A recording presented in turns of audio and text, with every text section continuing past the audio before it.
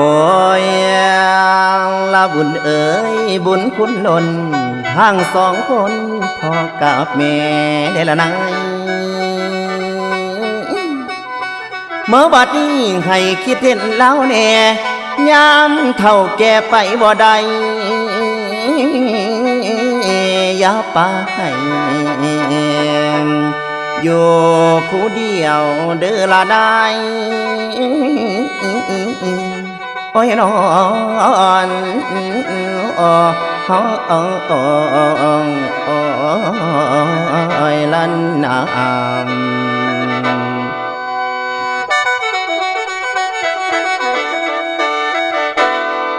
เมื่อบัดนี้บุญคุณพ่อแม่เลี้ยงมันหนักยิ่งกว่าผู้พาม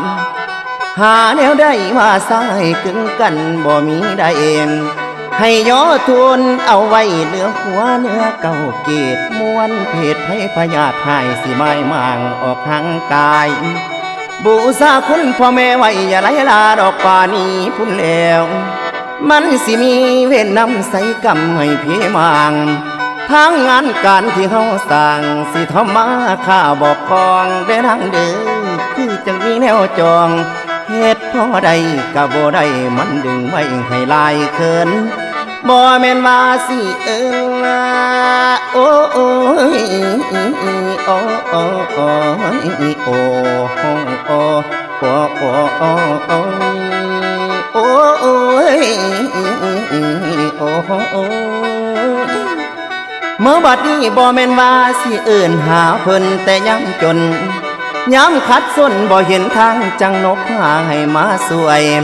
บางคนรวยแล้วลืมท่านมัวทำงานจนลืมว่าผู้ที่เลี้ยงเฮามาจนมีมือนี่ได้แม่นไผน้อบ่จื้อจำบ่เคยถามพ่อแม่ซ้ำว่ากินอยู่ดอกแนวใดบ่ได้ไปหัวซาว่าแต่โตนั้นงานยุ่งบางคนมัวแต่ไปยุ่งน้ำอาบายสายกินเที่ยวเด้อแม่เด้อบ่มาเหลียวเบิ่งผ่านบอกเคยปันปอนสตางลูกคำเอ๋ยปล่อยพ่อแม่ให้อ่างว่างนอนนั่งรอวันดีในกว่าปีสิมีมาให้ซื่นสมอยู่สองมือนั่นก็คือวันแม่จังมาแล้วดอกครั้งหนึ่งลูกแม่โอ้โอ้ยโอ้โอ้ยมีโอกาสได้ทราบซึ่งแต่วันพ่อต่อ1 ปีมาหาเพิ่นในมือนี่บ่แม่นว่าสิมาดนวายแล้วคนฝ้าวนี้ป่าฝ้าวนี้ป่าแลนไปหาซุ้มผ้ากงตั้งเป็นวงคนแนวแก้มมากินกันจนวันหลวงพ่อแม่ห่วงยานเจ้าเมาเหล้าให้หมู่หามมือสิขึ้นอีกซ้ำกาพ่อแม่ขอลากลับจกกระเป๋าออกมารับบอกว่าเหลืออยู่200แม่ต้องปลดเอาซอยจำนำเขาเอาไว้ก่อนลูกแม่เอ๋ยพ่อได้ป้อนให้เจ้าให้คืนเยาทินสถาน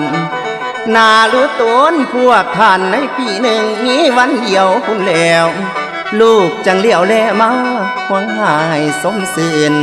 หลายวันคืนที่คอยจ้อรอเวลาพ่อนาอุ่นดอกคำเอ๋ยพ่ออยากหมุนโลกได้ให้วันไกลนั้นมอมาลองทบทวนเบื้องก่อนหน้าคนมีค่าในหัวใจคุณแล้วมีแนวใดแทนคุณทรงนุนให้เล่าบางบ่แม่นเอาแต่เงินจ้างหามาวางให้ใส่ใจคิดเบิ่งเด้อกว่าว่าเฮาสิเติบใหญ่ไผขนมกลมเกี่ยงโอ้ยคอยเลี้ยงคิดเบิ่งเอาลูกคำเอ๋ย